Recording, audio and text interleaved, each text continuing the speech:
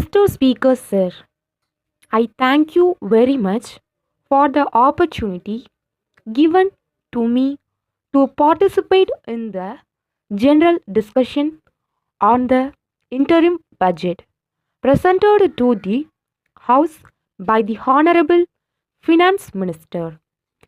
I do not want to take much of the time of the House. I will only highlight some of the salient features of the interim budget. I would like to point out that for the first time ever, this government has ensured that every household in the state receives a ration card. So far, nearly 2 crore families have now received ration cards after the difficult process of issue of new ration cards and renewal of old ration cards was completed. I would also like to say that this government has adopted universal access to the public distribution system. Those who want to take rice have been allowed to draw their full quota irrespective of their family income. Thus, this government has ensured food security to all the people in the state. Next, I would like to point out that large sums of money have been allocated for the Health and Family Welfare Department. I am very glad to note that a number of primary health centers have been upgraded into hospitals. In this connection, I wish to point out that this government has also provided huge sums of money for purchase of medicines and drugs to the hospitals in the state. This is a great achievement.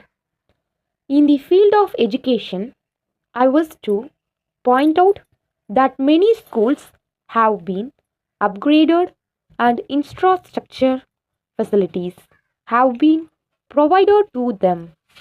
The huge investment on education will have a remarkable impact on improving the enrollment and achievement rates in schools.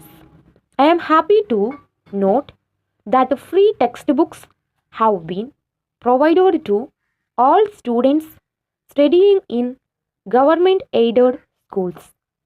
I am very happy to note that this government has laid great emphasis on the provision of protected drinking water to all the rural habitations in the state.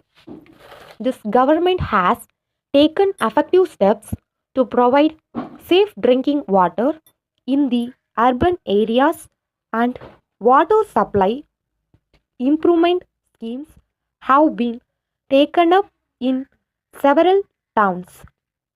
I would like to point out that this government has provided large sums of money in the budget for improvement of the road network in Chennai and other areas and construction of bridges. With these words, I conclude my speech. Dear sirs, we have great pleasure in submitting herewith our lowest offer in duplicate as required by you in the prescribed form for the supply of industrial equipments. We are sure that you will find our offer will compare most favorably with any supplier.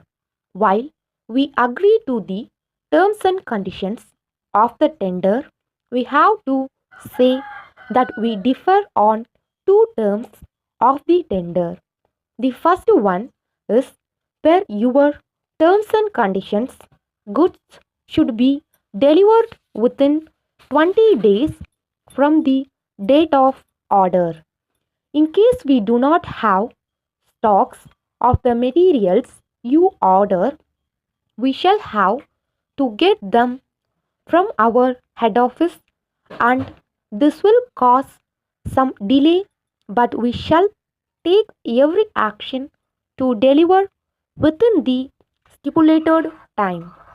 In such a peculiar situation, we shall pray for an extension of time, and the same should be granted.